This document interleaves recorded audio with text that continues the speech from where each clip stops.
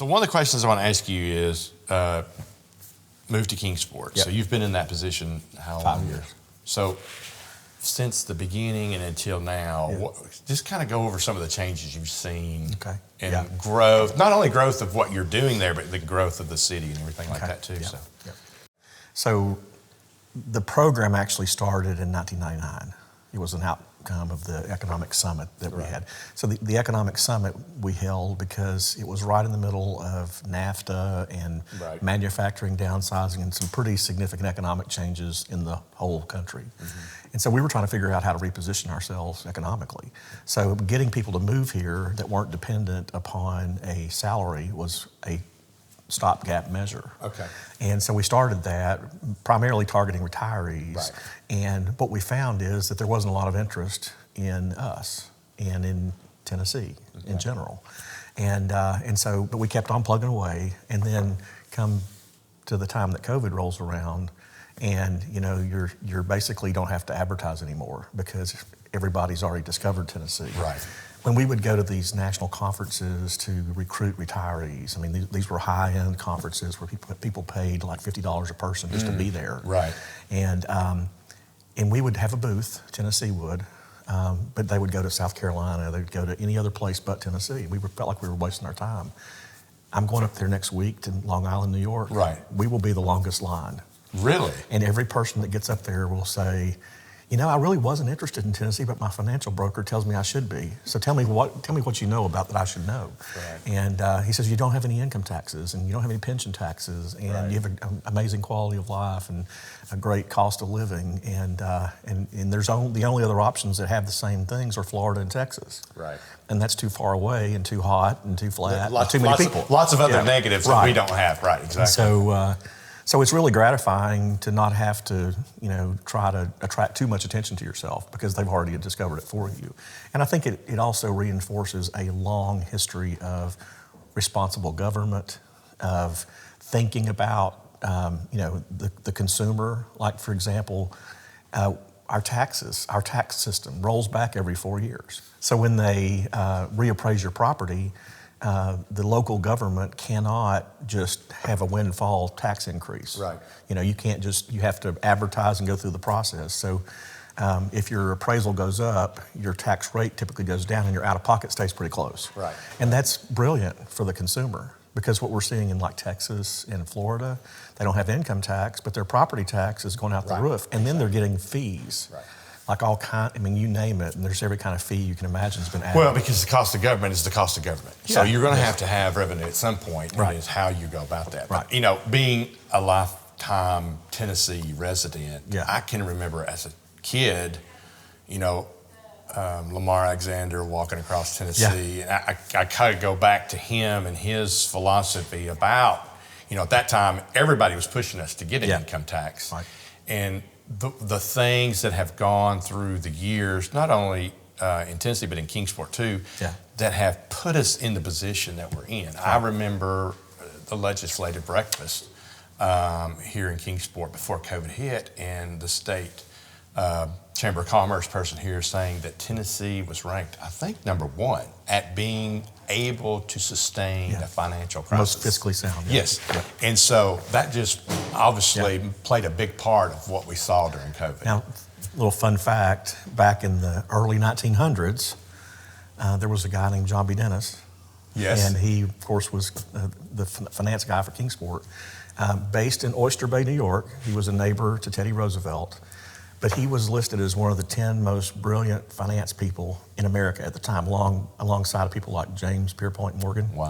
And people like that. So he was in Kingsport. Well, when he came to Kingsport, the state of Tennessee asked him to come down and help them structure their financial management. So I can't help but think that had something to do with, the brilliance of the whole idea of asking someone from the private sector to help set that up. And since that time, we've now had you tax online sales as well. So, you can control how much you buy or not buy.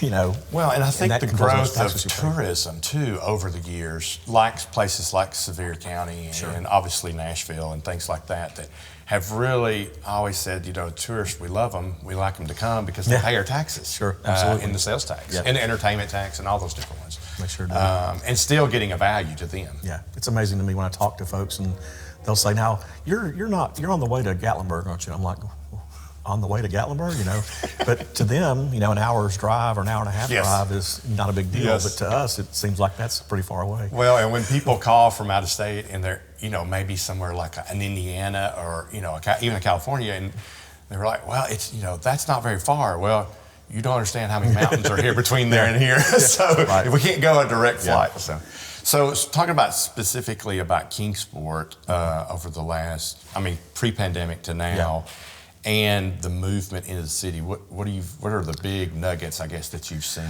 So, folks have discovered us, especially during the pandemic. We had a lot of cash sales that folks moved from high-priced areas to us, and so it's a dynamic we had not seen before. Now, we have not seen the corporate buy, like the BlackRock stuff, where they're going into metro areas and buying up a bunch of houses and taking them off the market and just using them for rentals. But we have seen folks who had a large equity in their property elsewhere and bought a house here and then had an extra. And sometimes they would buy an extra house and rent it or something.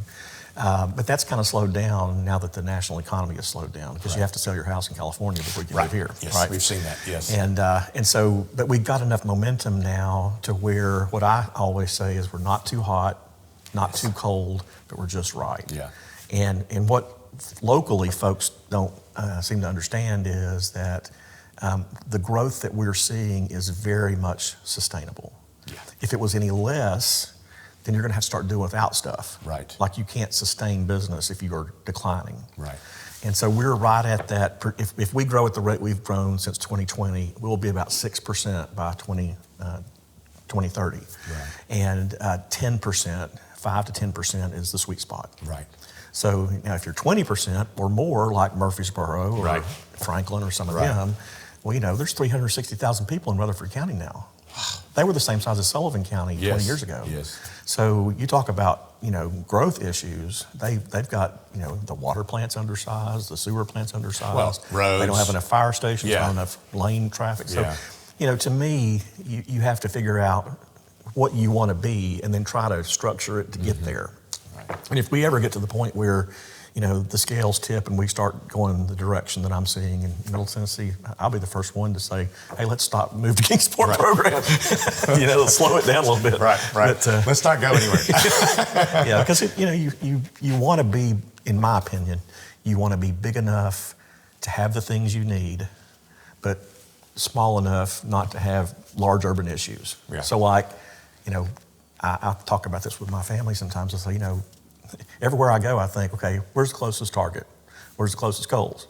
Where's the closest, where's my gym going to be? Right. Where's my doctor going to be? Where's my dentist, my periodontist? How quick can I get to the airport? How complicated is it to get there? And get on the plane. And every time I analyze it, I come back to, we got it pretty sweet here. Yeah. So that's like I had a real estate agent for Kissimmee, Florida that wants to move here. And she's like, I want to be, above 4,000 feet in elevation and up in the mountain. It's like, no. And because this is the reason. Even if I put you in downtown Kingsport, you're still an hour and a half from Costco because we don't have one. Yeah, right, exactly. Oh, okay. Yeah, exactly. So one of the things I was thinking I want to talk to you about is, of course, Olivia and I have been in Kingsport now for 25 years. And Kingsport, because of the industrial companies that we have here, has always had a percentage of folks that are, moving in from other areas, other cultures. And so I always thought, or felt like Kingsport was they were accustomed to that and welcoming of that, of people of different cultures, which I think has benefited us through the pandemic and being attractive to other folks. Yeah, so I was born and raised here, and I was telling some folks, I remember going as a kid to the Civic Auditorium, and you had all these Kodak professionals from Eastman who had just gotten back from Africa or Europe or whatever. We didn't have National Geographic Channel and stuff like that. And they would have pictures as large as the screen of the Civic Auditorium sharing their slides on Kodachrome slides about where they had been. And so you had all these folks who were from hollers and valleys all around here, and you were exposed to the world because of all that influx of folks coming in from outside. And it made for a much more welcoming environment. My neighbor across the street is from France. Her husband was from Hungary. Wow. You can go up the street and, we had Indian couple right next door. Right. And, but then you have a guy that grew up right in the middle of Highland next door to me. So somehow we make it all work, and it's a very welcoming community. And so it's a little disconcerting for somebody like me who grew up here and knows that, to have to constantly fight the demographics and statistics, because Eastman has to fight it. Nowadays people are conditioned to pull up, what percentage diversity are you? And if you don't have that percentage, then I must not be welcomed. Right. That's not the case at all. Right. It just happens to be that we are in a very predominantly Scotch-Irish area that always has been, but we've never been unwelcoming to anybody. Right. And so. It's like we don't have that 20% or that 25%, but we've got lots of two. Right. Yeah. Well, and what it boils down to is, if you can just check all of the preconceived notions at the door and say, are you interested in raising a family? Are you interested in good schools? Are you interested in safety? When you start checking those boxes, that's colorblind. Right. Yeah. Exactly. Yeah. To me. Yeah. So. Exactly. Yeah. So I see a lot of your posts and things online and everything, and you're a numbers guy. Yeah. Okay. Absolutely. So based on your knowledge of numbers, I'm going to ask you to try to predict what do you think is going to happen over the next, year, 2 year, 3 year, just in Kingsport specifically. Yeah. So I think right now we have most of our new construction is production housing. And I think that'll continue to some degree. It's at a very middle price point. Yes. And I think that happens to be something that's very attractive to a large group right now. And very needed. Yeah, and I think that's going to continue. I personally feel like we could use a little more high-end construction, and maybe eventually, other builders will realize that there's a market opportunity for that. I do think we're going to continue to see a lot of reinvestment. Like today, I shared a duplex over in Cherokee Village that was built in 1943, and someone, completely transformed it. Right. And it's right adjacent to the hospital, within steps of downtown, within steps of the Greenbelt. And so we have great bones, our neighborhoods do, because we were a planned community. And so I think we're going to see a lot of that continue as well. And I think that's very desirable to a lot of folks from outside the area, because they're looking for a neighborhood with, mature street trees and, walkable, and, take your dogs out and, get some exercise and just interact in a neighborhood that's not cookie cutter subdivision off an interstate exit. Right. We were talking before, before we came online here. I still think that there's a lot of people out there that are going to really be interested in rural property, and they're going to be dependent on us for services. So that's going to be good too. Yes. And people around here may be not accustomed to driving 20 minutes or so, but that's nothing if you come from a large urban area. So you could live, the same. You're trading an hour commute in California. An hour here is going to get you 60 miles from here. Exactly. Exactly. I talk to my wife all the time, and of course, we both lived in Knoxville, grew up in Knoxville, and then we lived in Atlanta as well, and we fuss about maybe having to drive to Bristol or Johnson City to eat or something, just to do something different. And I'm like, well, when we were in Knoxville, we would drive from South Knoxville all the way to West Knoxville, and that's 20 minutes. It could be 30 minutes sometimes, exactly. right? And I tell people all the time that are moving here, we're close to everything, but we're next to nothing. Yeah. So you have that feel of freedom and space. Right. At the same time, you can be in Charlotte in 3 hours. Yep. You can be in Knoxville an hour and a half. Yep. You can be in Roanoke. You can Yep. be in Asheville. Yep. So we're near everything, but we're, you still don't have that urban sprawl, traffic kind of problem. So one of my degrees is in geography.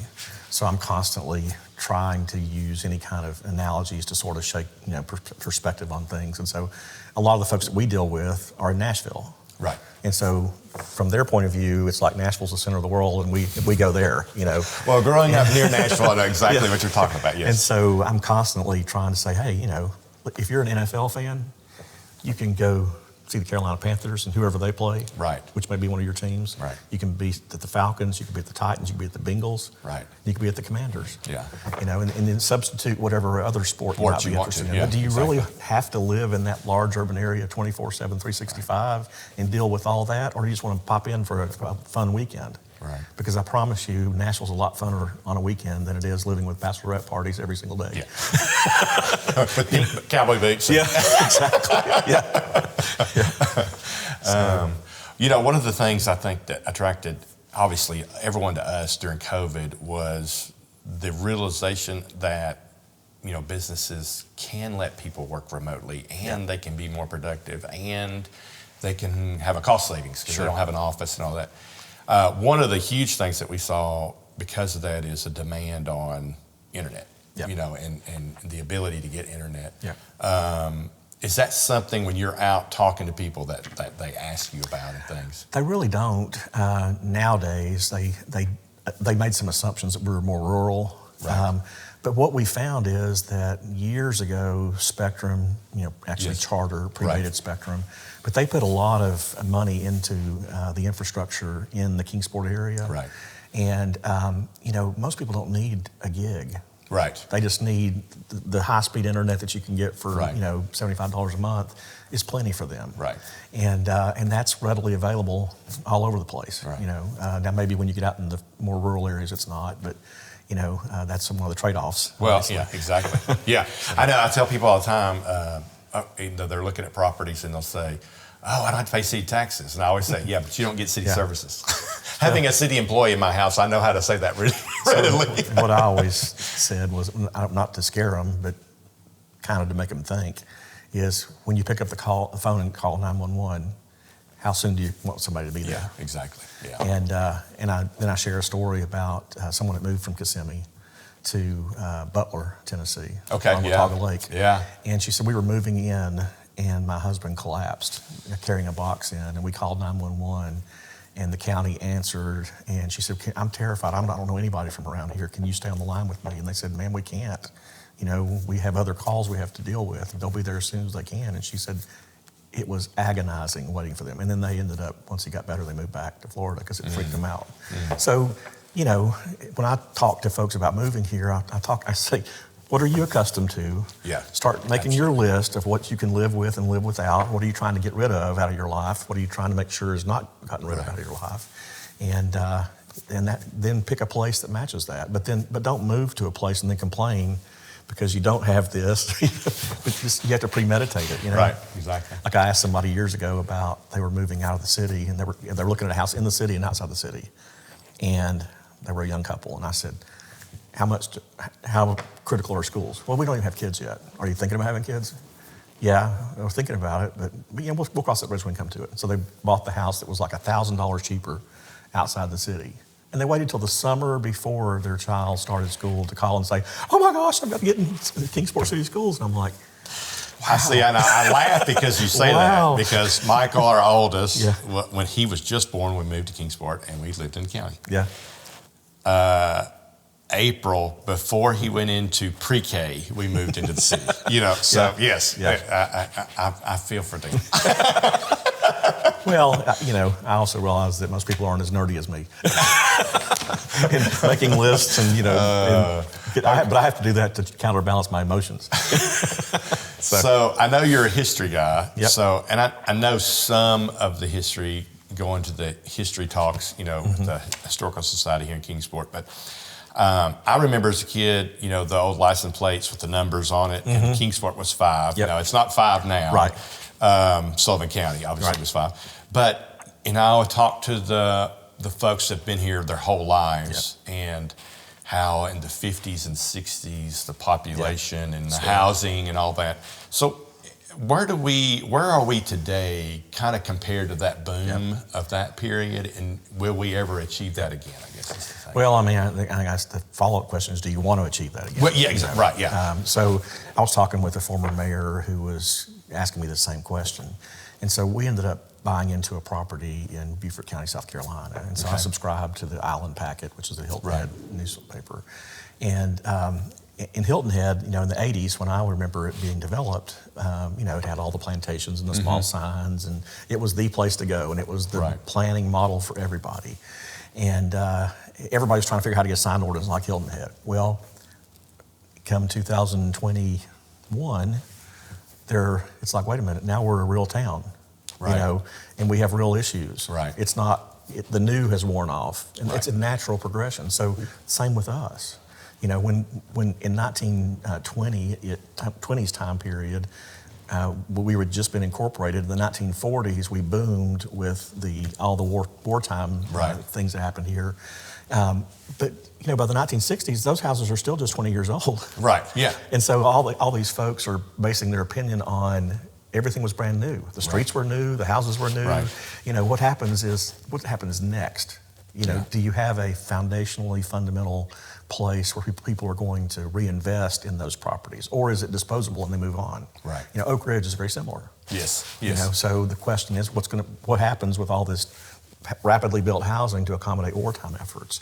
And so when I went back to him and I said, hey, Hilton had just fired their city manager and they hired the one from Bluffton across the river because Bluffton was booming and Hilton Head wasn't. But Bluffton was booming because Hilton Head was, Right. And so, and then you started reading some of the issues he was going to try to tackle in Hilton Head, and it was like, we don't have workforce housing. We don't have the proper school capacity, public school capacity. We only have one way in and out in case of emergency. Yes. Our houses are built on the ground. They're not on stilts for flooding, coastal flooding, which is the standard now. Right. So now we have all this housing stock that's out of date that you can't insure. Yes. And I'm thinking, it's just a different set of problems. Right. So that's a long answer to your question, but I think Kingsport has great fundamentals, and I think we're sound for the long-term future. Right. Will we ever grow like 20% like Murfreesboro or like we did in the 40s? Right. I don't think so, but I'm not sure I'd want that. Yeah, right. Because it ends up eroding the positive things that you're accustomed to. Yeah. Does that make sense? I think I'm good. I appreciate your time. Oh, yeah, absolutely. It was great. Thank you. And it went exactly like I wanted, just us talking about stuff. Okay, good deal.